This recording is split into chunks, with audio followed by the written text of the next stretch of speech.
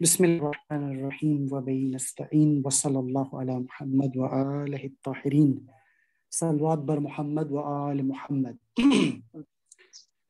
بہت سارے نئے چہرے ہیں، نئے خواہران، برادران، اسکالرز، ایجوکیٹرز، سب کو ایک بار خوش آمدید کہتا ہوں۔ ہمارا یہ علمی سلسلہ تقریباً جو ہے وہ کوئی 5-6 مہینے سے جاری ہے۔ جیسا کہ آپ پہلی سلائیڈ کے اندر دیکھ رہے ہیں کہ یہاں ایک ہم نے گراف بنایا ہوا، مختلف سائنسز سے ہم نے شروع کیا ہے سلسلہ۔ تو ہم ایپسٹمولوجی یعنی علم معرفت، میٹا فزکس یہ پڑھ چکے ہیں۔ انسان شناسی کی بحث کی یہ آخری بحث ہے، یا اس سے شاید ایک اور بحث، اور اس کے بعد ہم پھر باقی علوم، اور ہمارے لیے سعادت ہے کہ صاحب الزمان علیہ السلام کا موضوع بنتا ہے انسان شناسی کے اندر۔ وہ مبارک گھڑیوں کے اندر ہمیں اس پہ گفتگو کرنی ہے آپ سے۔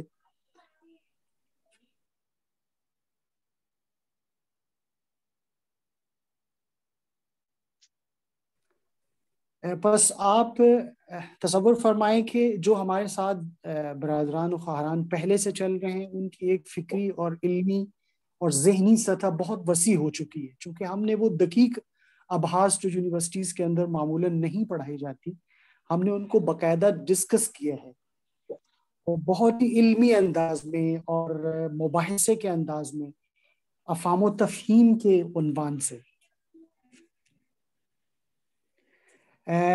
کچھ چیزیں انشاءاللہ عمومی ہیں، اس وجہ سے ہم نے سب کو دعوت دی ہے کہ یہ والی بحث چونکہ عمومی ہے، لیکن اس بحث کے بھی آپ دیکھیں کہ اس بحث کو سمجھنے کے لیے، خود انسان شناسی کو، انسان کی شناخت کو سمجھنے کے لیے بہت سارے مقدمات ہیں جو ہم نے پچھلے 4 مہینوں سے طے کیے ہیں، اور کم از کم جو ہے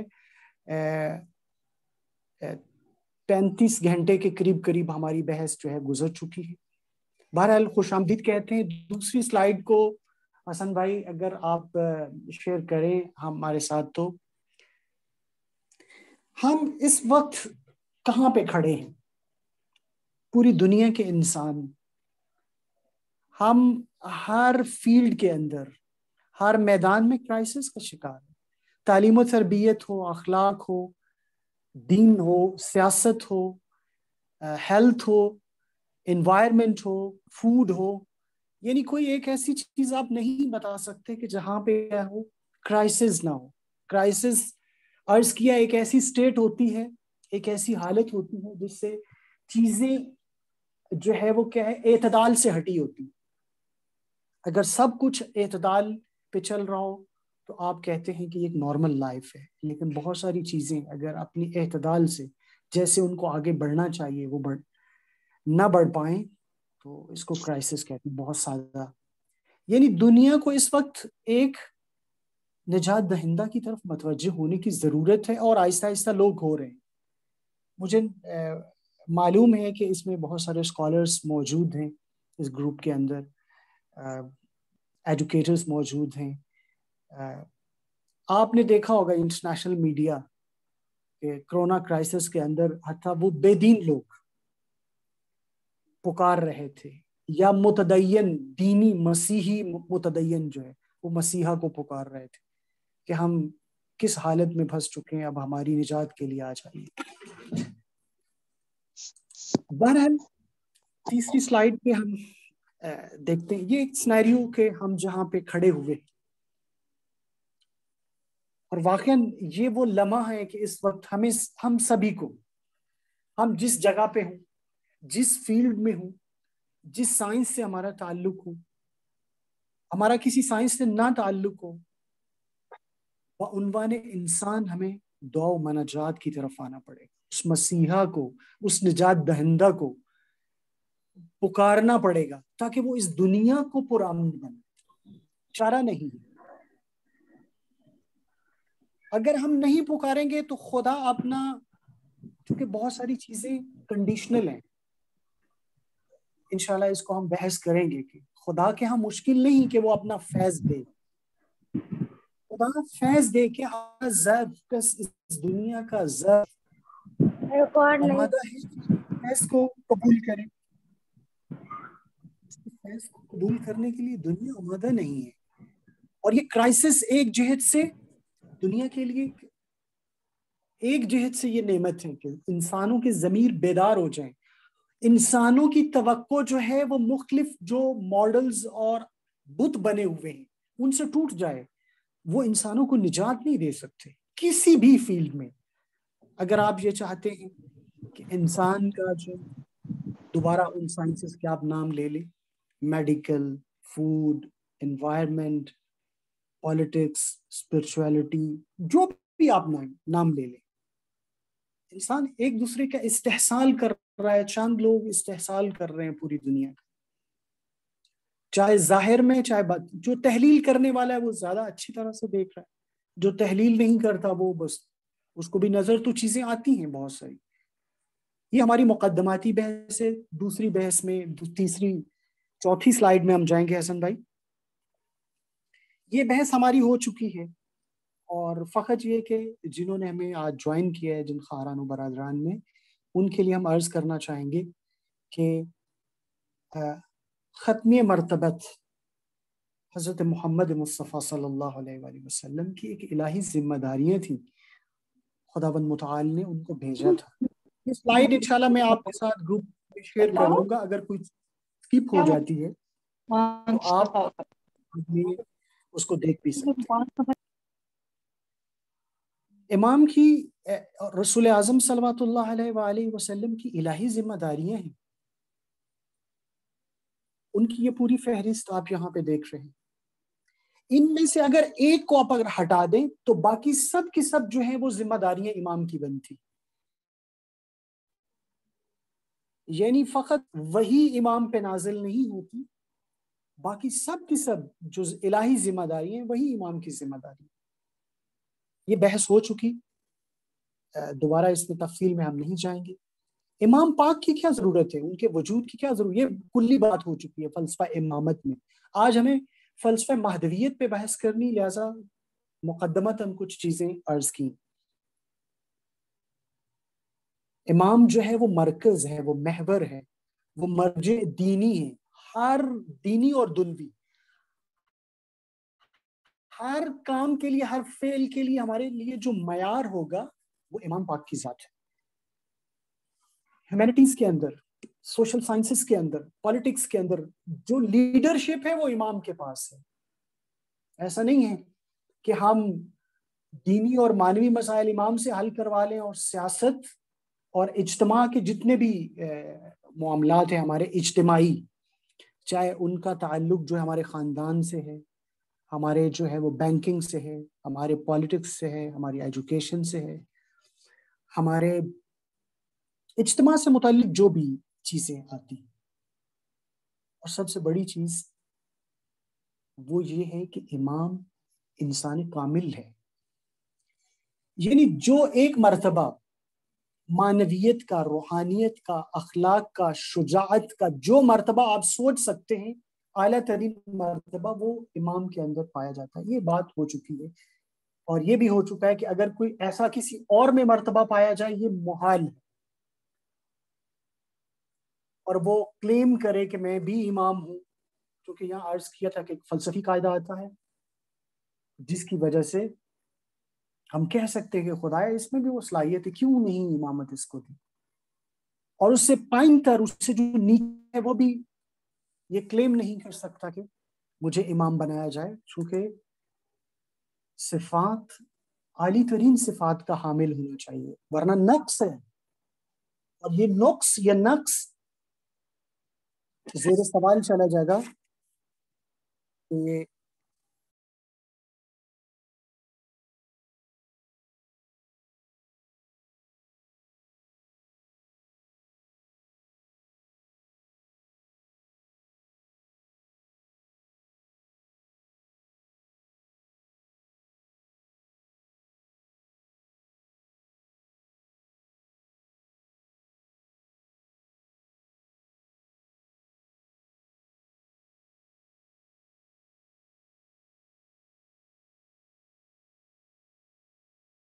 اس میں ایڈ ہونا چاہ رہا تھا کر رہا تھا اس وجہ سے.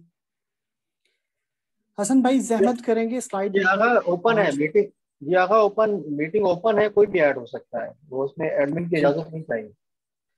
اوکے جزاک اللہ جزاک اللہ. ایک مرحلہ میرے ساتھ تھوڑا سا آپ چلیں گے تاکہ ہم پوری طرح بحث کے اندر جو ہے وہ کنیکٹڈلی اس کے اندر جو ہے مربوط انداز میں بحث کا جو دامن ہے اس کو پکڑ سکے اور اس میدان میں جو ہے وہ داخل ہو سکے, بحث کا جو اصلی میدان ہے.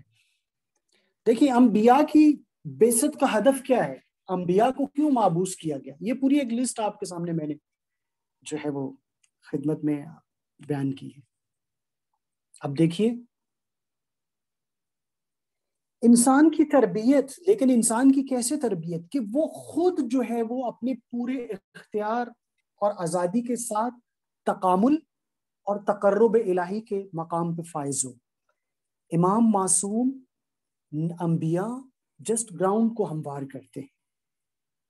مولا امام حسین علیہ السلام کربلا کو سجاتے ہیں. امیر المومنین اپنی حیات طیبہ میں ہر جگہ پہ ایک گراؤنڈ فراہم کرتے ہیں سب کے لیے, آئیں کس نے آنا ہے میرا ساتھ دینا ہے. وہاں پہ جبر نہیں ہے, اپنے اختیار سے آپ نے آنا ہے. مولا امام حسن علیہ السلام سب آئمہ, چونکہ جب تک انسان کب تربیت, جب وہ اپنے ارادے سے حرکت کرتا ہے, جب تک انسان اپنے آزاد ارادے سے حرکت نہیں کرتا تب تک انسان کی تربیت اصلا ممکن ہی نہیں. آپ بچوں کو لاکھ اب اس طرف آ جائیں, فشار دے لیں, پریشرائز کر لیں ان کو, نماز پڑھیں. فرض کریں آپ کے پریشر سے وہ پڑھ رہے ہیں نماز, اور اگر پریشر سے پڑھ رہے ہیں تو کوئی تربیت کا فائدہ نہیں. جب تک وہ ارادی حرکت نہیں کریں گے ان کی روحی اخلاقی تربیت ممکن نہیں. انبیاء یہی کام کریں. انسانی عقل, انسان اور حیوان میں بنیادی فرق کیا ہے, عقل کا ہے. انبیاء آئمہ کس لیے آئے تھے, انسانی عقل تکامل کی طرف جائے, اور جو آنے والا معاشرہ جس کو انسانی آئیڈیل معاشرہ ہم کہتے ہیں, وہاں پہ عقل جو ہے وہ 70 گنا بڑھ جائے. انسان کی عرفانی تربیت اور روحی تربیت وہ نہیں ہو سکتی جب تک انسان کی عقلی تربیت نہ ہو, چونکہ عقل کی بنیاد, اسلام کی بنیاد ہی اساس ہی عقل ہے. اصول دین کیا ہے مگر عقلی ہی. آپ سے تقلید نہیں کہا جاتا, آپ سے کہا جاتا دلیل لے کے آؤ. کیوں؟ خدا خود بھی چاہتا ہے, انبیاء خود بھی چاہتے ہیں, معصوم خود بھی چاہتے ہیں کہ ہمیں ماننا ہے پہلے دلیل ہونی چاہیے. چونکہ اگر دلیل نہیں ہوگی تو آپ کی ایموشنل اس سے اٹیچمنٹ ہوگی اس شخصیت سے. جب ایموشنز ختم اٹیچمنٹ ختم. لیکن عقلی ایسی نہیں ہوتی. آئیڈیل معاشرہ کے قیام کے لیے کوشش کرتے رہے. یہ پوری لمبی فہرست ہے, میں یہاں پہ رکنا نہیں چاہوں گا, ٹائم بہت شارٹ ہے ہمارے پاس.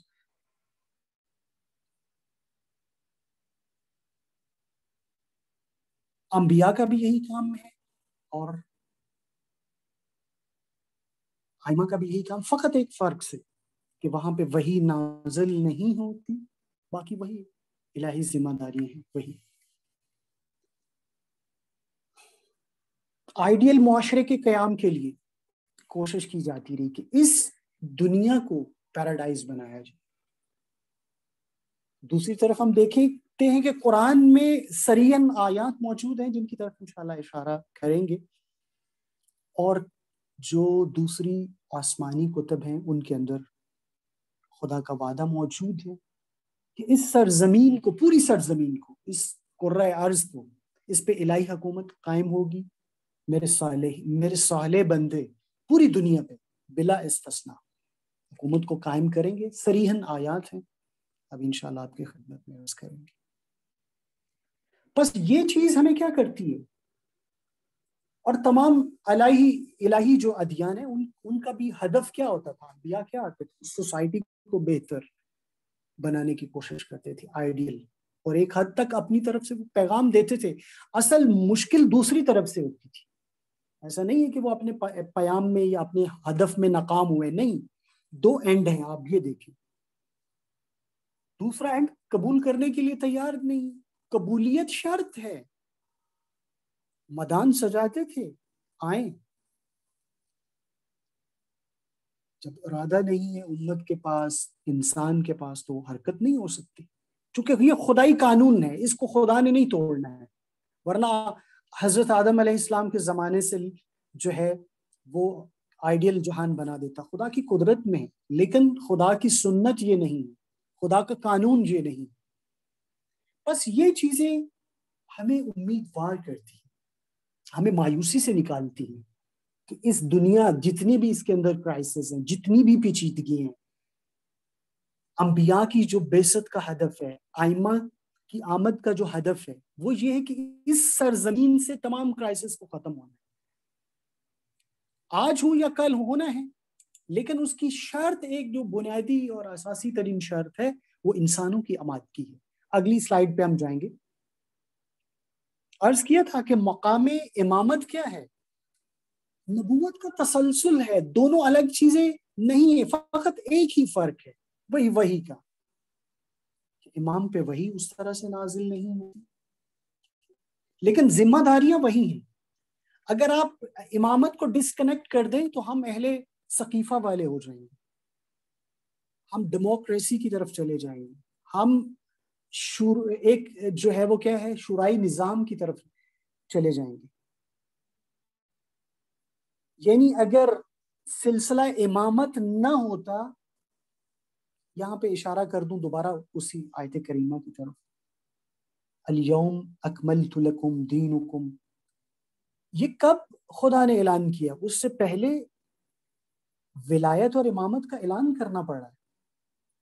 یا ایھا الرسول بلغ ما انزل الیک، یہ آپ نے ہزاروں بار سنا ہوگا مجالس میں، یعنی یہ اتنا ایک اہم پیغام ہے۔ خدا کہہ رہا ہے کہ گویا اگر آپ نے یہ اعلان نہیں کیا تو آپ نے گویا نبوت کا کوئی کام بھی نہیں کیا۔ سادہ سا مفہوم ہے، مفہوم بھی نہیں، ترجمہ ہے اس کا بھی، مفہوم تو ایک اور چیز ہوتی ہے، سادہ سا ترجمہ ہے۔ اگر آپ نے یہ پریکٹیکل نہیں کیا، تفعل، فعلا یعنی فعل کو انجام دے، آپ نے اس کو پریکٹیکل انجام دینا ہے، فقط آواز سے نہیں، وہ بھی کرنا ہے اور ساتھ عمل کر کے بھی دکھانا ہے۔ فَإِن لَمْ تَفْعَلْ، اگر نہیں کیا تو گویا آپ نے نبوت اور رسالت کا کوئی کام انجام نہیں دیا۔ یہاں سے ہم سمجھتے ہیں کہ نبوت، مقام امامت نبوت کی کنٹینیوٹی ہے، اور دین کا کمال ہے، نبوت کا کمال امامت ہے۔ امامت ختم نبوت کا فلسفہ ہے۔ ختم نبوت کیوں ہوئی؟ چونکہ نبوت کی تمام ذمہ داریاں نبھانے والے شخصیات موجود تھی، نہ اب کسی تشریع نبی کی ضرورت ہے، نہ کسی وحی والے نبی کی ضرورت ہے، موجود ہے، اور وہ سلسلہ خدا نے امامت کے ذریعے سے۔ علامہ طباطبائی یہاں پہ استدلال ہے عقلی اور فلسفی، یہاں پہ دقت کرے گی۔ پچھلی صدی کے سب سے بڑے مفسر قرآن علامہ طباطبائی، صاحب تفسیر المیزان، یہ شیعہ سنی کہتے ہیں سب، چونکہ انہوں نے آیات کی تفسیر آیات کے ذریعے سے کی، یعنی حسن اس کا یہ ہے کہ ایک آیت دوسری آیت کی تفسیر کی، پوری تفسیر میں اس طرح سے۔ وہ کیا فرماتے ہیں؟ پہلا جو پریپوزیشنز بناتے ہیں، تھوڑا سا علمی بحث کی طرف ہم جائیں، پہلا جو قضیہ بناتے ہیں، پہلا سنٹنس جو بناتے ہیں کہ پروردگار عالم نے تمام موجودات اور مخلوقات کی ہدایت کا سامان فراہم کر دیا ہے، جو جس کو چاہیے تھا کمال کے لیے خدا نے دے دیا۔ بیج کا کمال تھا درخت بننا، اور درخت کا کمال تھا خاص درخت کا پھل دینا، خدا نے ساری چیزیں وہ میسر کی۔ انسان، اس میں انسان بھی شامل ہے۔ اگلا سنٹینس آپ دیکھیں، فرماتے ہیں کہ انسان کی ہدایت کے لیے بھی تمام سامان، تمام چیزیں فراہم کر دی تاکہ انسان کمال تک پہنچے، سعادت کو حاصل کرے، اور وہ کیا ہے؟ وہی نبوت اور امامت کے ذریعے سے۔ وہ امام بتائے گا کہ کمال کیا ہوتا ہے۔ اور یہ دنیا، اگلا جملہ کیا ہوگا؟ ابھی یہ استدلال ہے، چل رہا ہے، آخر میں ہم نتیجے تک پہنچے۔ اور یہ جو دنیا ہے آخرت کے کمال کا مقدمہ ہے، یہاں دنیا اور آخرت جدا نہیں ہے. دراصل یہاں پہ ہم نے جو کچھ کرنا ہے، اپنے کمال کے لیے حرکت کرنی ہے، جو کچھ بھی، آخرت میں اسی کا فوری نتیجہ ہم دیکھ لیں گے. آنکھ بند ہوگی، ہم اس کا نتیجہ دیکھیں گے. خدا نے سب کچھ فراہم کیا، ورنہ خدا حکیم ہے. اگلا دیکھیے گا. اگر انسان کمال تک نہیں پہنچتا، اگر انسانی سوسائٹی ہی کمال تک نہیں پہنچتی، تو وہی نبوت اور امامت کا کیا فائدہ ہے؟ ائمہ کیوں آئے؟ نبی کیوں اتنے بھیجے گئے؟ کس لیے؟ تاکہ پوری بشریت کا قافلہ اور ہر انسان جو ہے وہ کمال کی طرف بڑھے اور ساری چیزیں فراہم کر دے. لیکن یہاں پہ انسانوں کی حرکت ضروری ہے. انسان کامل وجود امام زمان علیہ السلام میں انسان کی تمام تر صلاحیتوں کو نکھاریں گے امام. لہذا انسان جو ہے وہ تقرب، سعادت اور کمال کے مقام تک فائز ہوگا، تک پہنچے گا. اگر یہ نہیں ہوتا، فرض کریں اگر یہ ساری چیزیں نہیں ہوتی، تو اس کا مطلب یہ ہوا کہ خداوند متعال حکیم نہیں ہے، اس کے کام میں کوئی حکمت نہیں، وہ لغو اور بیکار کام نعوذ باللہ انجام دیتا ہے. ایسا نہیں. بس کیا رسول اعظم صلوات اللہ علیہ وآلہ وسلم سے پہلے اور ان کو بھیج دیا، انسانی بشریت جو ہے پوری، وہ جو ہے وہ کمال تک نہیں پہنچ سکی. 11 امام تک پہنچ کے کمال حاصل نہیں ہوا. اور اگر وجود مبارک امام زمان علیہ السلام کے ذریعے سے بھی انسانی قافلہ جو ہے وہ کمال تک نہیں پہنچتا، سب یہ کھیل تماشا بن جائے گا. لغو ہے یہ ساری چیزیں. بس نتیجہ کیا لے؟ بس ایک عالمی نجات دہندہ، اس کا وجود ضروری ہے. یہ عقلی ہے، یہ عقلی استدلال ہم نے کیا. یہاں کوئی آیت ہم نے استعمال نہیں کی. ہر بات سلائیڈ نمبر 7 پہ ہم جائیں گے بہت جلدی سے. دیکھیں تمام ادیان کے اندر نجات دہندہ کا تصور موجود ہے، تمام ادیان، اتا ہندوازم، بدھزم. لیکن نجات دہندہ کی جو نظریہ ہے اس پہ وہ اتفاق کرتے ہیں، لیکن اس کا جو مصداق ہے اور اس کی جو خصوصیات ہیں اس میں فرق ہے. کون ہوگا وہ؟ یعنی یہ تو طے شدہ ہے کہ نجات دہندہ آنا ہے، لیکن وہ کیسا ہوگا، کون ہوگا، اس میں فرق ہے. اب ہم باقی ادیان کو چھوڑ کے فقط جو ابراہیمی ادیان ہے وہاں کا ایک ایک جملہ اور پھر اگلی بات بہت سمیٹ کے بات کر رہا ہوں. حضرت داؤد علیہ السلام کی نسل سے ہوگا. یہودی کیا کہتے ہیں؟ یہودی کہتے ہیں کہ وہ نجات دہندہ جو ہے وہ حضرت داؤد علیہ السلام کی نسل سے ہوگا. ماشیح اس کو کہتے ہیں یہودی. اور وہ کیا ہے؟ یہودیوں کو پوری دنیا پہ حاکم بنا دے گا. مسیحی کیا کہتے ہیں؟ حضرت عیسیٰ علیہ السلام پہ جو ایمان لائے تھے وہ پہلے یہودی ہی تھے، اور جب اکثر نے یہ دیکھا یہ تو وہ نجات دہندہ نہیں ہے جس کا انتظار اور جس کا وعدہ ہے، تو وہ دشمن بن گئے. اور حتیٰ کہ کیا کیا؟ بقول ان کے کہ ان کو ہم نے جو ہے مصلوب کر دیا، ان کو سولی پہ چڑھا دیا. جبکہ قرآن کیا کہتا ہے؟ قرآن یہ کہتا ہے کہ ہم نے ان کو آسمانوں کی طرف بلا لیا. البتہ ان کے بقول کہ ان کو مصلوب کیا گیا، 3 دن وہ قبر میں رہے اور 3 دن کے بعد آسمانوں کی طرف پرواز کریں گے. اہل سنت اور تشیع میں کیا فرق ہے؟ اہل سنت بنیادی طور پہ ان چیزوں پہ اتفاق کرتے ہیں کہ وہ نسل حضرت زہرا سلام اللہ علیہ سے ہوگا اور امام حسن علیہ السلام کی نسل سے ہوگا. یہ اہل سنت کی کتابوں میں موجود ہے. فرق وہ کہتے ہیں کہ ابھی انہوں نے اس دنیا میں آنا ہے، جبکہ ہم کہتے ہیں وہ موجود ہے لیکن پردہ غیبت میں.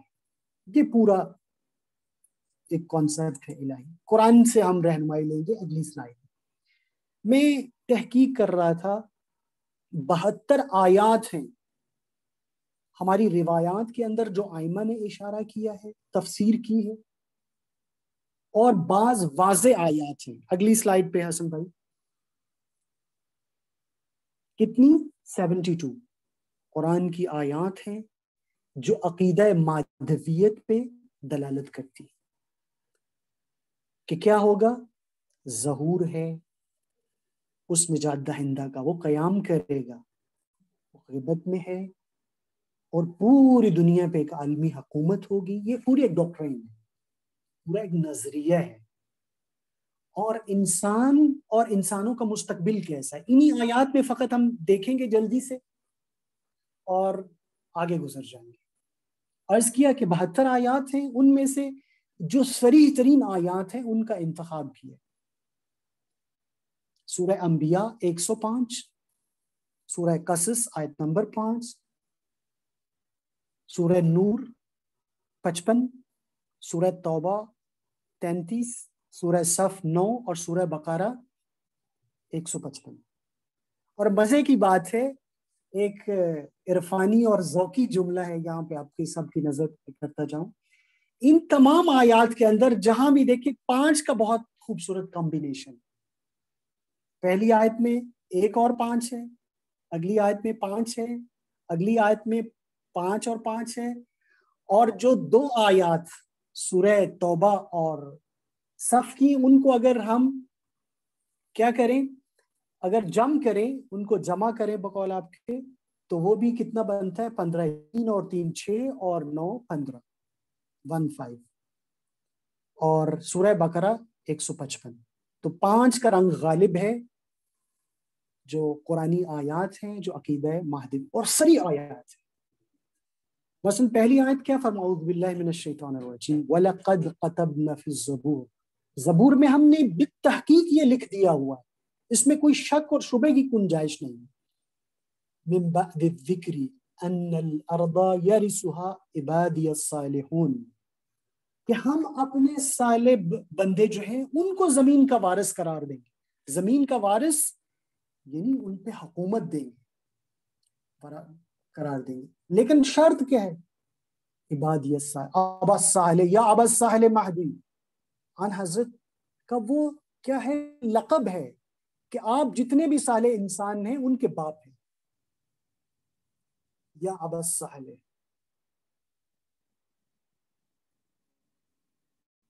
یہ خدا کا وعدہ ہے. اگلی آیت دیکھیں، وَنُرِيدُ أَن نَّمُنَّ عَلَى الَّذِينَ اسْتُضْعِفُوا فِي الْأَرْضِ وَنَجْعَلَهُمْ أَئِمَّةً وَنَجْعَلَهُمُ الْوَارِثِينَ.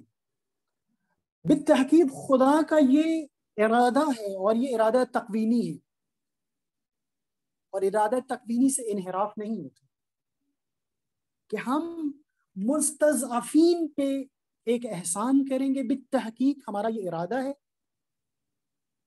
جن کو کمزور رکھا گیا علمی طور پہ، فکری طور پہ، اور وہ سب سے زیادہ مستضعف کون ہیں؟ خود اہل بیت علیہ السلام ہیں، ان کے ماننے والے ہیں. امیر المومنین سے بڑھ کے کوئی مستضعف ہو سکتا ہے، حضرت زہرا سلام اللہ علیہ سے بڑھ کے کوئی مستضعف ہو سکتا ہے. مستضعف یعنی جس کو جان بوجھ کر ضعیف کر دینا. خدا نے جو ان کو مرتبہ دیا وہ تو کوئی نہیں چھین سکتا، لیکن اہل دنیا نے. آپ نے دیکھا کہ آخری جو امام ہے، امام حسن عسکری علیہ السلام، ان کی زندگی حیات مبارک جو ہے وہ ساری جو ہے ان کے گھر کے اندر ہی گزری ہے. احسان کریں، ہم کیا کریں گے ان کو؟ نجعلہم الائمہ، ہم ان کو لیڈر بنائیں گے، رہبر بنائیں گے، اور انہی کو وارث قرار دیں. اس سے انحراف نہیں ہے. آگے آیات کی تفصیل کی یہاں پہ گنجائش نہیں، چونکہ موضوع کو سمیٹنا ہے مجھے. اب دیکھیے اس سے نیچے والی آیت، هو الذی ارسل رسولہ بالہدی. رسول کو کیوں بھیجا؟ کس لیے بھیجا؟ یہ 2 جگہ پہ آیت ذکر ہے.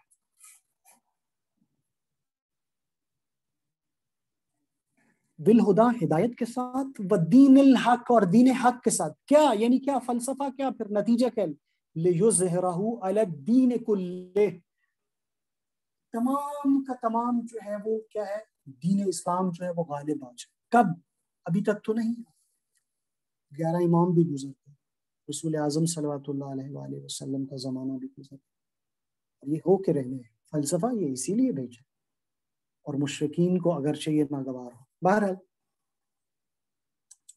اور جو رمضان المبارک سے آئے تھے، امام صادق علیہ السلام فرماتے ہیں کہ سورہ انا انزلنا سے آپ دوسروں سے استدلال کرو امامت پہ۔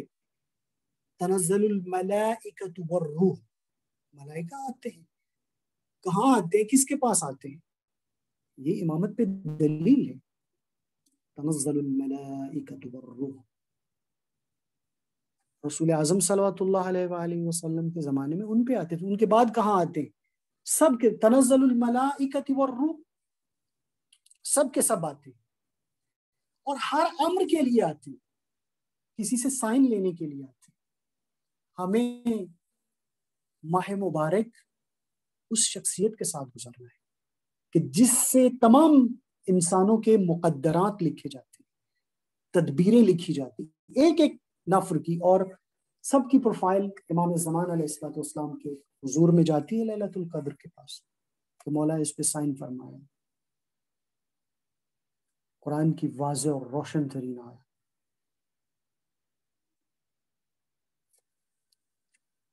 انشاءاللہ اس کو ہم شارٹ جو 10-15 منٹ کے لیکچرز گروپ میں ہوا کریں گے، اس میں اس پہ بات کریں گے۔ اگلی سلائیڈ پہ جائیں۔ دیکھیں، امام کی مسئلہ یہ ہوا کہ آپ نے سوال کر سکتے ہیں، اتنا مقدمہ آپ نے باندھا، انبیاء کا ہدف، رسول اللہ کا ہدف، انسانوں کو کمال تک پہنچانا، قرآن کی آیات بھی لے آئے، دوسرے ادیان سے بھی آپ نے ذکر کر دیا، خود کیسے امام کہاں ہیں؟ غیبت میں ہے؟ کیا حکمت کیا ہے؟ روایات بہت ہیں، کثیر ہیں روایات، اہل سنت، اور اس موضوع کو ہم ٹچ نہیں کریں گے۔ راز کیا ہے؟ غائب ہیں؟ ہم غائب ہیں یا وہ غائب ہیں؟ دراصل ایک قسم کے ہماری آنکھوں کے سامنے پردہ، امام تو غائب نہیں۔ امام هو الاول والآخر والظاہر والباطن کی تجلی ہے، وہ کیسے غائب ہو سکتا ہے؟ هو الاول والآخر، یہ خدا کے اسماء حسنہ کی تجلی ہے، وہ تو غائب نہیں ہو سکتا۔ حکمت الہی ہے اس پہ ہم بات کریں گے۔ امام کی جان کی حفاظت ہے۔ آپ سوال کریں گے کہ یہ آپ نے کیا کہہ دیا، امام اپنی جان کی بھی حفاظت؟ امام کر سکتے ہیں اپنی جان کی حفاظت، لیکن سنت الہی یہ ہے کہ ایک امت کو جو ہے وہ آنا ہے جو امام کی حفاظت کرے۔ مولا امام حسین علیہ السلام اپنی جان کی اور اپنے اصحاب کی، اپنے مال کی عزت و ناموس کی حفاظت نہیں کر سکتے تھے۔ راز الہی یہ ہے، لوگوں کا امتحان یہ، آزمائش یہ کہ وہ ارادے سے آئے۔ جب تک لوگ تیار نہیں ہوں گے، امام کو اپنی جان کا خطرہ ہے۔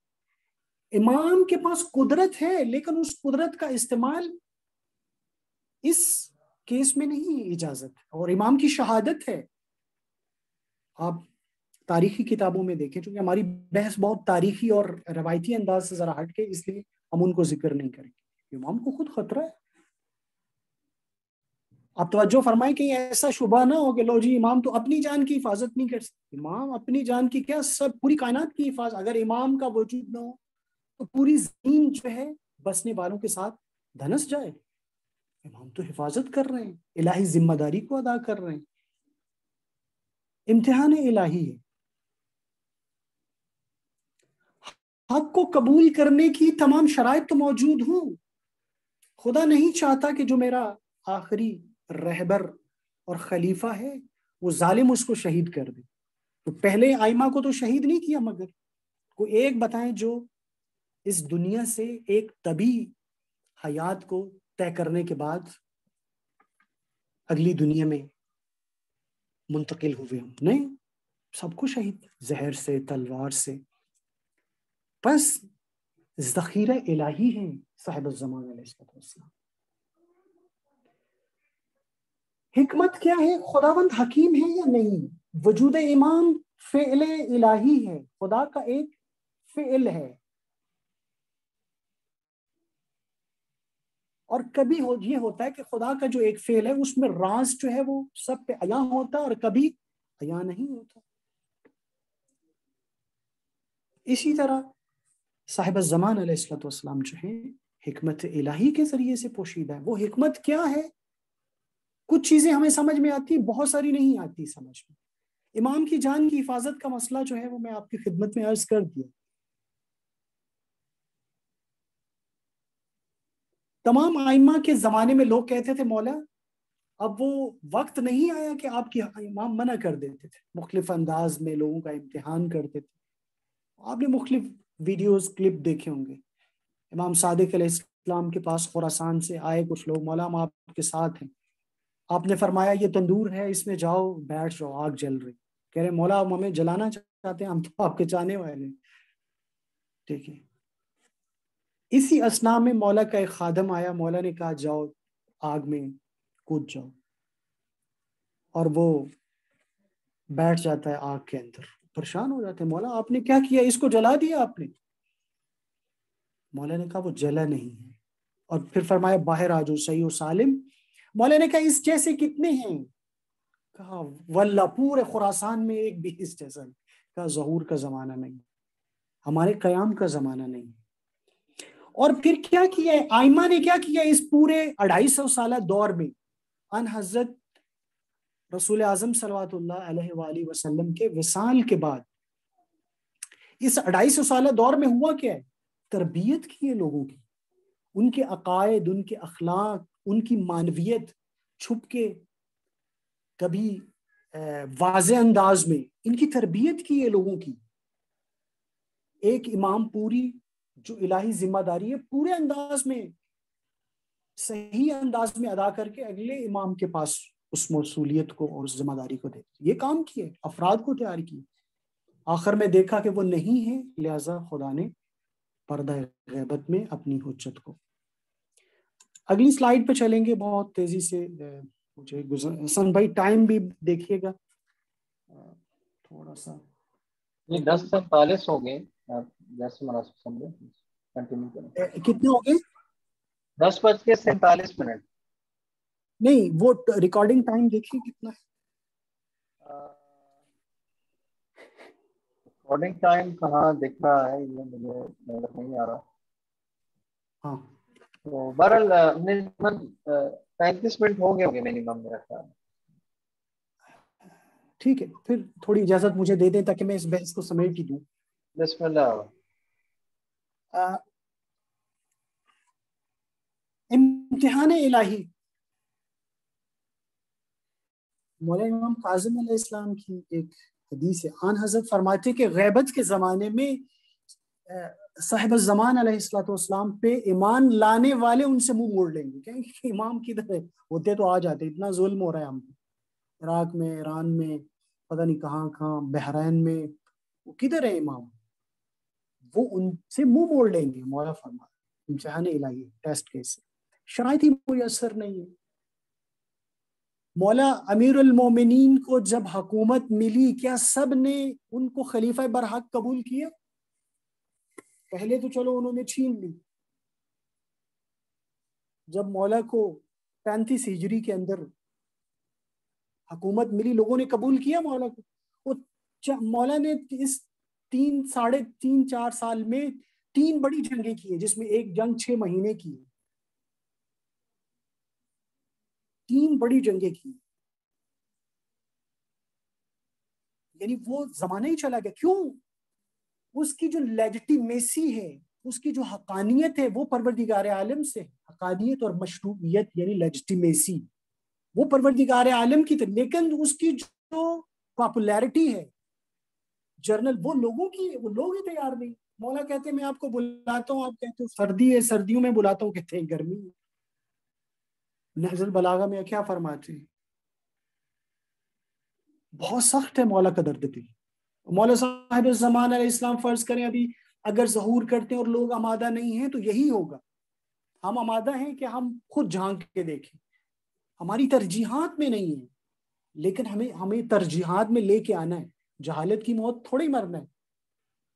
امام کی معرفت کا مطلب یہ ہے کہ مولا تیار ہے، یہ نہیں کہ یہ میری بیوی ہے، یہ بچوں کا کیا ہوگا، میری جاب کا کیا ہوگا، فلاں نہیں، میں ریڈی ہوں.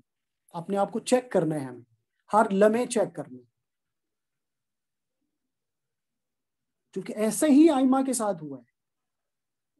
کسی کو بیوی نے روک لیا، کسی کو پراپرٹی نے، کسی کو بزنس نے، رہ گئے قافلہ عشق سے. وہ ساری زندگی جو ہے توابین کی طرح جو ہے. یا اور بھی بہت ساری 250 سالہ تاریخ میں بہت مثالیں ہیں. لہٰذا میں مثالیں بیان نہیں کر رہا ہوں، یہ مجالس میں آپ سنتے رہتے ہیں. اور اس غیبت کے ذریعے، اس مولا کی جو غیبت ہے، اس کے ذریعے سے خدا نے بچایا ہے بہت ساری مصیبتوں اور بلاؤں سے. اور یہ جو ہم دیکھتے ہیں کہ یکدم جو ہے وہ شیعہ مکتبہ فکر جو ہے وہ پوری دنیا پہ ایک چہرہ عالمی بن کے آ رہا ہے. 40 ہیں اور پوری گورنمنٹس بن رہی ہیں، اور یہ آپ سمجھتے ہیں کہ مولا کے بغیر ہی ہوگی. افراد ہیں آگے نظر آ رہے ہیں، لیکن ان کا پشتوا ان سے پوچھیں، وہ کہتے سارا خود امام ہم سے کرواتے. دیکھیں علماء کا گریہ، عرفاء کا گریہ ہو گیا، سارا کچھ جو نظام ہے. ہمیں نہ دیکھو، ہم تو کچھ بھی نہیں، وہ پیچھے جو ہے وہ کروا رہے ہیں.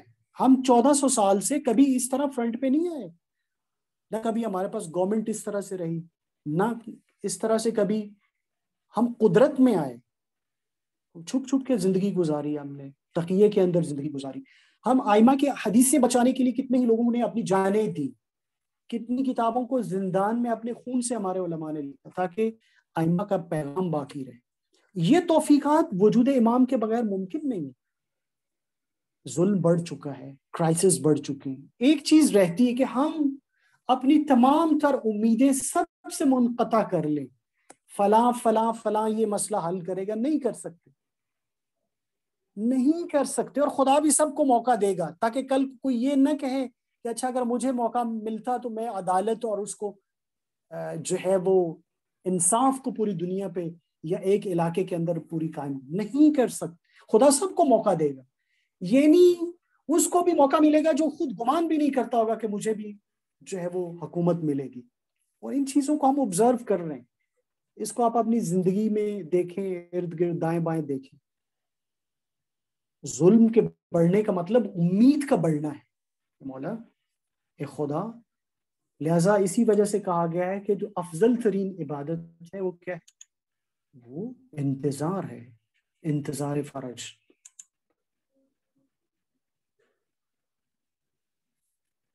اگلی سلائیڈ پہ حسن بھائی جائیں گے.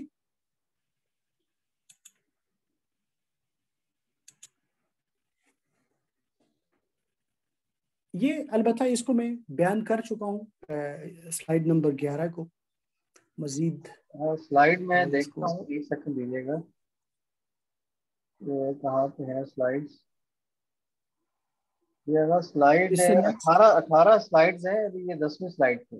11ویں پہ آ جاؤ. نہیں 12 پہ آ جائیں. 11 ہو چکی ہے، 12 پہ آ جائیں. یہ 11 ہو گئی اور یہ بیان کر چکا ہوں. ہاں اگر اس میں کوئی ابہام ہوگا تو آپ سوالات بعد میں جو ہے گروپ میں کر سکتے ہیں، کیونکہ کلی طور پہ سارا مطلب بیان ہو چکا. دیکھیں آپ نے اتنا استدلال کیا، یہ ہوا وہ ہوا، ہمیں تھوڑا سا دکھائیں تو صحیح وہ جہان کیسا ہوگا. اس کو آپ نے سنا ہے، سیرت رسول اللہ پہ ہو بہو عمل ہوگا. نہ ہر کوئی اپنی طرف سے کہے گا یہ سیرت ہے، یہ سیرت ہے، یہ سیرت ہے. چونکہ اس زمانے میں چلتا پھرتا دین ہمارے سامنے ہوگا، مجسم دین ہوگا، اور وہ مجسم دین وجود مبارک صاحب الزمانہ رسول اللہ. مولا نے جب مدینہ چھوڑا ہے تو مولا نے کیا فرمایا تھا؟ میں کس لیے جا رہا ہوں؟ میں اس لیے جا رہا ہوں کہ اپنی جد کی سیرت کو احیا کروں، زندہ کروں. اپنے جد اور ابی، جدی و ابی، اپنے باپ اور دادا کی جو سیرت ہے اس کے مطابق عمل کروں، اس کو زندہ کروں. یہ ہر طرف معاشرے میں آپ دیکھیں گے قرآنی معاشرہ ہوگا، الہی معاشرہ ہوگا، عقلی معاشرہ ہوگا. لوگوں کی خواہشات الہی خواہشات کے تابع ہوئی. ایسا نہیں کہ خواہشات مر جائیں گی. لوگ کہیں گے جی ہمیں گھر نہیں چاہیے، نہیں، ہمیں بیویاں نہیں چاہیے، ہمیں ساری خواہش، لیکن سب کے ساتھ آسمان اور زمین سے اتنی برکات نازل ہوگی، انسانوں کے لیے سنبھالنا مشکل ہوگا، مادی ہو مانوی ہو، ہر جگہ امن ہو، عقلی اور علمی زمانہ ہو، عقل اپنے عروج پہ ہوگی، 70 گنا کہتے ہیں عقل بڑھ جائے، اور عقل ابھی عقل کی بہت ساری بحث ہم نے شاید پچھلی ابحاث میں کی. عقل سے مراد یہ عقل نہیں ہے جس سے انسان ایک دوسرے کو دھوکہ دیتا ہے، یہ شیطانی ہے، یہ تو ہوشیاری ہے، یہ انٹیلیجنس ہے، عقل وہ نہیں ہے. بدعات، ہر کوئی بندہ اٹھتا ہے دین کے نام پہ، امام کے نام پہ ایک نئی بدعت شروع کر دے، سب ختم ہو جائیں گی. یہ سنی ہوئی ہے، اس لیے اس پہ بحث کی ضرورت نہیں. اصلی بحث یہاں پہ انتظار فرج کیا ہے. اگلی جلدی سے تاکہ بحث کو سمیٹ دیں ہم. انتظار کیا ہے جس کے لیے ہمیں کہا گیا ہے. رسول اعظم صلوات اللہ علیہ وآلہ وسلم سے حدیث پاک ہے، آن حضرت نے فرمایا بہترین عبادت، برترین عبادت انتظار فرج ہے. انتظار فرج یعنی کیا، یہ آج ہمیں سمجھنا ہے اس سلائیڈ کے اندر. انتظار ایک فعل ہے، انفعال نہیں ہے، ایکٹیو ہونا ہے، ان ایکٹیو ہونا نہیں ہے.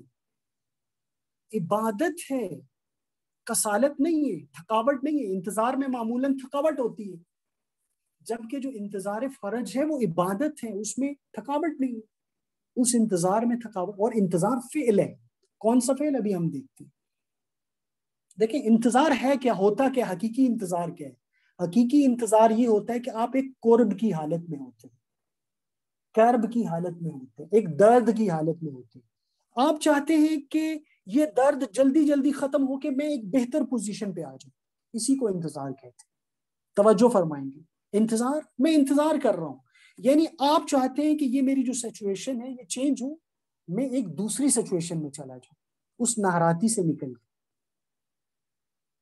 آپ اسی چیز کو دیکھیں اپنے انڈیویجول لیول پہ، اجتماعی لیول پہ، اور انٹرنیشنل اور نیشنل سطح پہ. آپ دیکھیں تو بعض لوگ یہ چاہتے ہیں، اس طرح کی ان کی کیفیت ہے، اسی کو انتظار. حقیقی انتظار وہ ہوتا ہے، انتظار یہ نہیں ہے کہ آپ بیٹھے ہوئے ایک جگہ پہ، وہ انتظار نہیں. جو ہم انتظار فرج ویسے فرج کا مطلب خوشحالی، اور وہ کیا ہوتی ہے، ایک خوشحالی اور اس کو کہیں کہ بہتری آ جانا، بہت بہتری آ جانا. نجات دہندہ کا جو ہم انتظار کر رہے ہیں کہ پوری بشریت کو جو ہے وہ مشکلات سے، مصائب سے نجات دے گا، اس کے 2 ایلیمنٹ ہیں. وہ انتظار 2 چیزوں سے مرکب ہے، ایک نفی ہے اور ایک اثبات ہے. نفی کس چیز کی ہے، جو موجودہ حالت ہے اس سے بیزاری کا اظہار کرے. جس طرح خدا شناسی پہلے مرحلے میں کیا ہوتی، لا لا لا سے شروع ہو رہی، لا الہ، کوئی الہ نہیں. پھر آگے اثبات ہے، الا اللہ، مگر خدا ہے. نفی اور اثبات. نفی اثبات دا پانی ملیا، یہ ایک بہت شاعر ہے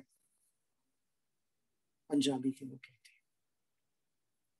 بس انتظار میں 2 چیزیں، جب تک ہم موجودہ حالت سے، موجودہ جو حالات ہیں مانوی، مادی، مالی، جہان کے، جب تک اس سے بیزاری کا اظہار نہیں کریں گے ہم انتظار کر ہی نہیں رہے. اصلا ہماری امیدیں اگر کسی سے وابستہ ہیں تو اس کا مطلب ہے ابھی انتظار شروع ہی نہیں ہم نے کیا. اور بہتری اور دوسرا اثبات کیا، ہم اس کے لیے کوشش کریں، اس وضعیت کو، ان کنڈیشنز کو ہم بہتر کریں. ہم جو کر سکتے ہیں وہ کریں، آنے والا خود کرے گا. ہماری جو ذمہ داری بنتی ہے ہم اس کو، ہم گھر سے شروع کریں، ہم مسجد سے شروع کریں، ہم سوسائٹی سے، خود جتنی خدا ہمیں توفیق وہاں سے ہم شروع کریں. پھر جا کے آپ کہیں گے کہ آپ منتظر ہیں حقیقی طور پہ، ورنہ آپ منتظر، آپ انتظار کر ہی نہیں رہے. میں اور آپ انتظار نہیں کر رہے. اگر یہ 2 چیزیں نہیں ہوں، نفی اور اثبات، موجودہ حالات سے بیزاری کا اعلان اور بہتری کے لیے، اور جو حالات ہیں ان کی بہتری کے لیے کوشش نہ کریں.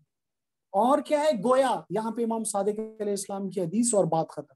مولا فرماتے ہیں کہ انتظار فرج برترین، عالی ترین اعمال اور عبادت ہے. جو یہ کام کر رہا ہے ان دو ایلیمنٹ کے ساتھ، گویا امام فرماتے ہیں کہ وہ خود صاحب الزمان علیہ الصلوۃ والسلام کے خیمے کے اندر موجود ہے، اس کو وہ ثواب ملے گا۔ بلکہ اس سے بھی زیادہ بات کی، 3 سٹیپ بیان کیے مولا۔ پہلے فرمایا یہ برترین عالی ترین اعمال اور عبادت، پھر شوق کو بڑھایا، فرمایا نہیں، گویا جو انتظار فرج کر رہا ہے گویا وہ امام کے خیمے کے اندر موجود ہے۔ فرمایا اس سے بھی بڑھ کے گویا اس نے پیغمبر اکرم صلی اللہ علیہ وسلم کی ساتھ مل کر جہاد کیا۔ اور آنا حضرت کیا فرماتے ہیں؟ لو ادرکتہ، کاش میں اسے درک کرتا اور میں ساری زندگی اس کی خدمت کرتا۔ بیٹے ہیں امام صادق علیہ السلام کے، تو بیٹے بنتے ہیں نا صاحب الزمان، لیکن کیا لو ادرکتہ، کاش میں اس کو درک کرتا اور میں ساری زندگی خدمت کرتا۔ بس ہمیں حقیقی طور پہ اس چیز کو دیکھنا ہے، نہ ایک وہمی خیالی چیزیں نہیں ہیں۔ قرآن کی طرف سے ہمارے لیے بشارت ہے کہ اس دنیا کو جو فیوچر ہے، ہمیں اس قافلے کے ساتھ کیسے شامل ہونا ہے، یہی 2 ایلیمنٹ کے ساتھ، یہی فلسفہ ہے انتظار کا۔ اور وہ دعا جو ہم نے گروپ میں شروع کی کہ جو بھی بندہ 40 دن پڑے گا، وہ اگر مر بھی جائے خدا اس کو دوبارہ زندہ کرے۔ اور وہ مولا امام زمان علیہ السلام کے لشکر میں شامل، لشکر سے مراد شامل ہونے سے ضروری نہیں کہ طلبہ، نہیں، جو خدمت کرے گا، وہ انٹرنیشنل سطح کے اوپر جو عدالت ہے، صلح ہے، امنیت ہے، آزادی ہے، اس کو قائم کرنے میں اس کا کردار ہو۔ دیکھیں اگر ہم یہ کرتے ہیں نا تو ہوگا کیا، اگلی سلائیڈ میں، اور پھر اگلی سلائیڈ میں ہماری بات ختم ہو جائے گی۔ 11 بجے لائٹ چلی جائے گی، گروپ جلا دو۔ اب ہمیں کرنا کیا ہے؟ اگر یہ 2 ایلیمنٹ موجود ہیں انتظار کے، تو افضل ترین عبادت تو ہم کر ہی رہے ہیں، اس کا اثر کیا ہوگا؟ اس کا اثر یہ ہوگا کہ ہم اپنی خود سازی شروع کر دیں گے، ہم اپنے بچوں کی تربیت شروع کر دیں گے، ہم اپنے دین اور علم میں بہتری لائیں گے، ہم ہر لمحے سیکھنے کی کوشش کریں گے، ہم دنیا کی طرف، دنیا کے پیچھے اندھا جیسے دوڑتا ہے اور کوشش کرتا ہے سمیٹنے کی، یہ نہیں ہوگی روش ہماری۔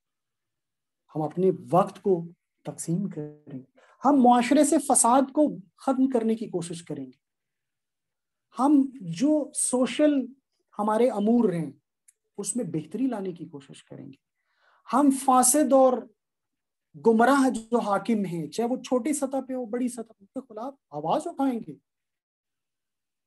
تب جا کے اس قافلے، یہ اس کا اثر ہے اس انتظار کا۔ چونکہ ہم چاہتے ہیں کہ یہ موجودہ جو کنڈیشن ہے یہ چینج ہو، ہم اس پہ راضی نہیں ہیں، ہم بہتری کی طرف دیکھ رہے ہیں، ہم ایک روشن مستقبل کی طرف جس کا خدا نے وعدہ کیا ہے، جس کا رہبر معین کیا ہے خدا نے، اور ہم پیروی کریں گے۔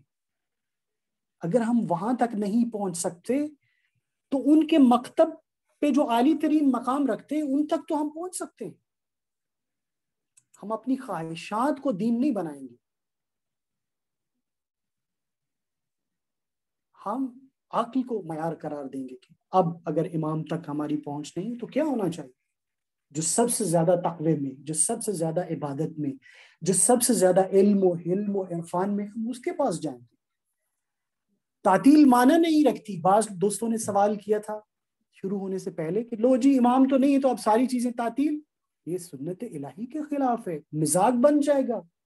خدا نے یہ سارا کچھ نظام جو بنایا تھا یہ تعطیل کے لیے تھا کہ ساری چیزیں اینڈ ہو جائیں جی۔ 1200 سال کے لیے اینڈ فرض کریں، 1200 سال گزر گئے، 1180 سال گزر گئے، تو 1180 سال امام پردہ غیبت میں اور خدا کا نظام ہی رک گیا ہے۔ خدا کے جو احکام جس کے لیے تمام انبیاء کو بھیجا اور تمام ائمہ، یہ سمجھ میں آنے والی بات نہیں، یہ سنت الہی کے خلاف ہے۔ خدا اپنے دین اور احکام کو تعطیل نہیں کر سکتا۔ دشمن کہاں سے حملہ کرے گا؟ دشمن یہیں سے حملہ کرے گا، خواہران و برادران، وہ ہم سے حرکت لے لے گا۔ انتظار کا مفہوم ہمیں کچھ اور طرح سے بتائے گا۔ چونکہ اس انتظار کا جو مفہوم آئمہ نے بتایا اس میں حرکت ہے، اس میں نشاط ہے، ڈائنامک ہے، اس میں ہمیشہ ایک خاص قسم کی انسان کے درونی سکون ہے، اور انسان کھڑا ہوا ہے چونکہ وہ پتہ ہے کہ جو میں انتظار کر رہا ہوں گویا میں امام کے خیمے میں ہوں، گویا میں بہترین عبادت انجام دے رہا ہوں، گویا میں رسول اللہ کے ساتھ۔ ہمیشہ ہم گرین دیکھتے ہیں، کبھی مایوس نہیں ہوتے، اور وہ کہ میں اہل بیت کا ماننے والا ہوں اور میں مایوس ہو گیا ہوں، اصلا ہو نہیں سکتا۔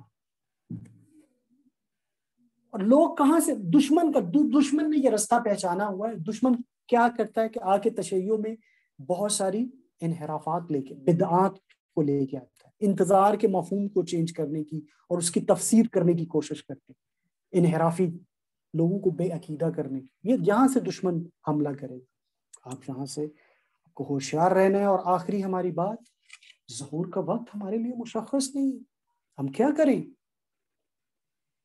نشانیاں بتائی گئی ہیں، بہت ساری نشانیاں پوری ہو چکی ہیں، تو ظہور نہیں ہو رہا، یہ بہت مشکل ہے بھی یا نہیں؟ جیسا مولا نے فرمایا کہ بہت سارے لوگ خود صاحب الزمان علیہ السلام پہ جو ایمان رکھتے تھے وہ انحراف کا شکار ہو جائیں گے۔ لہٰذا جو انحرافی کتابوں کے اندر نشانیاں لکھی ہوئی تھیں اور لوگ ان پہ ایمان لے آئے، اور جب وہ نشانیاں پوری ہو گئیں انفرادی اور اجتماعی طور پہ ظہور نہیں ہوا، نجات دہندہ نہیں آئے، لہٰذا لوگ کیا ہوئے؟ انحراف کا شکار ہو گئے۔ یہ دوسرے ادیان کی بات کر رہا ہوں، یا خود ہم بھی سوچتے ہیں کہ یار ساری فساد ہوگا جی، وہ ہے فلاں ہوگا، یہ فلاں ہوگا، یہ ساری نشانیاں تو ہیں، یہ نشانیاں ہیں لیکن حتمی نشانیاں بھی کچھ بتائی گئی ہیں ہمارے پہ، احسان یہ خدا نے کی، ہماری آزمائش بھی تو ہونی ہے نہیں ہونی۔ آپ یہ سمجھتے ہیں کہ بچ گئے کربلا، ہم یہ سمجھتے ہیں کہ مولا علی کے زمانے میں ہوتے، کربلا میں ہوتے، کیا ہوتے؟ وہ بھی لوگ تھے، ان کو سب کو پتا تھا یہ نواسہ رسول ہے۔ سخت ہے، اسی لیے اپنی پریپریشن ہر وقت آمادگی جتنی بھی ہو سکے رہنی چاہیے، خود سازی کا عمل شروع کریں۔ تعین کون کرے گا؟ حتیٰ صاحب الزمان علیہ السلام منتظر بھی ہیں اور منتظر بھی، یعنی ان کا انتظار کون کر رہا ہے؟ ہم کر رہے ہیں، وہ خود بھی انتظار کر رہے ہیں۔ کس چیز کا؟ کہ خدا مجھے کب حکم دے، خود کہیں کہ اب اپنے اس حجاب کو ہٹائیں اور عالمی حکومت جو ہے وہ قائم کریں۔ الحمدللہ ہم اپنے زمانے میں بہت سارے معجزات دیکھ رہے ہیں، کرامات دیکھ رہے ہیں، جو کبھی ہم کتابوں میں پڑھتے ہیں۔ دنیا میں ایک بہت بڑی تبدیلی آ رہی ہے اور آ چکی، آپ اپنے گرد و نواح میں دیکھیے، سب ظہور کے مقدمات ہیں الحمدللہ۔ اور خدا کرے اس ماہ قرآن کے صدقے میں ہم ظہور کو اپنی آنکھوں سے دیکھیں، اور اس دعا کے صدقے میں جو ہم نے گزارش کی سب سے کہ 40 دن سب خواہران و برادران میں پڑھیں، اس نیت سے کہ ہم مولا کی کوئی خدمت کر سکیں، کسی کو پانی پلا سکیں، ہماری اتنی ڈیوٹی ہو جائے کہ ہاں جی وہاں کھڑے ہو کے تم نے پانی پلانا ہے، چائے پلانی ہے، یہ ٹھیک ہے، جوتیاں سیدھی کرنی ہے، مولا یہ بھی ہمیں قبول ہے، آپ کے خیمے کے ساتھ اب اس سے بڑی ہماری کیا ذمہ داری ہو سکتی ہے۔ لہٰذا اس ذہنیت کے ساتھ اپنی اولاد کی اور اپنے آنے والی نسل کی جو ہے ہمیں تربیت کریں، وہ موجود ہے، ورنہ اگر وہ موجود نہ ہوتا تو ہمیں تو نوچ کھاتی دنیا۔ آپ نے دیکھا ہے کہ ہم کبھی اور قدرت میں ہیں، الحمدللہ دن بدن ہم قدرت میں آ رہے ہیں۔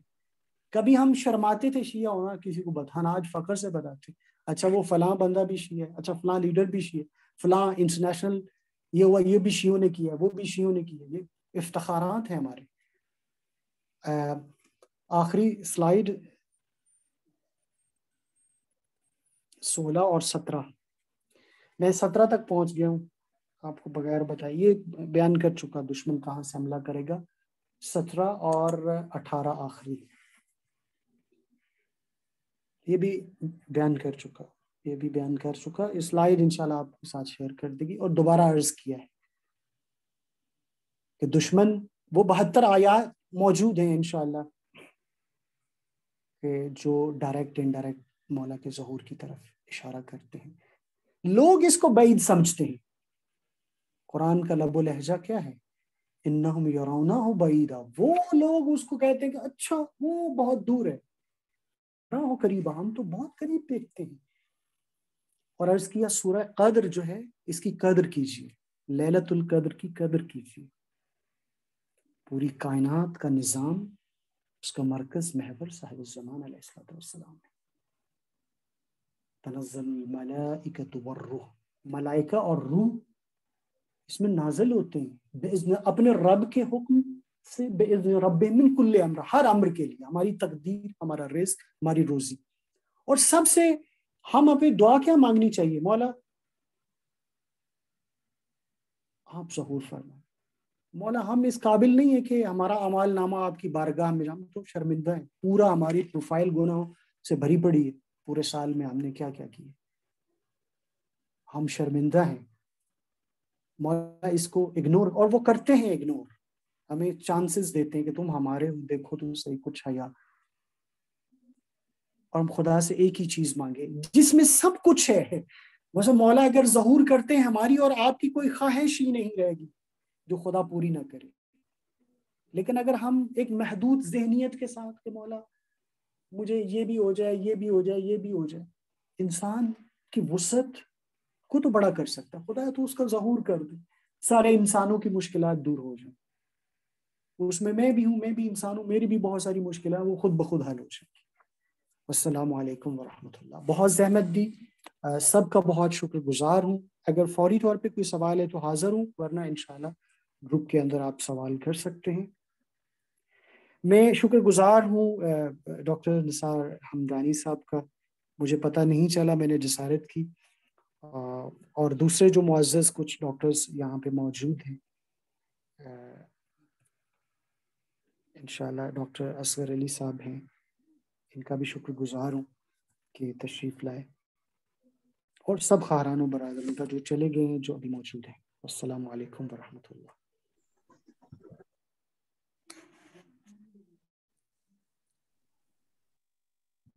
جی ڈاکٹر صاحب کچھ کہنا چاہیں گے آپ، ڈاکٹر حمدانی صاحب؟ بسم اللہ الرحمن الرحیم. السلام علیکم ورحمۃ اللہ وبرکاتہ. ماشاءاللہ بہت استفادہ کیا آپ نے، بہت محنت سے اس کو آرگنائز کیا تھا آج کے سیشن کو. تو بس جامع بات ہوئی ہے. ویسے تو موضوع اتنا وسیع ہے کہ اس کے جس طرف نکلنا چاہے بندہ نکل سکتا ہے، لیکن مشکل کو آپ نے کافی اچھے طریقے سے نبھایا. سمیٹنا مشکل ہوتا ہے. جی بالکل، سلامت رہیں آپ سے تاکہ مزید استفادہ ہوتا رہے انشاءاللہ. فائل آپ کی خدمت میں بھیج دیں گے انشاءاللہ. ضرور.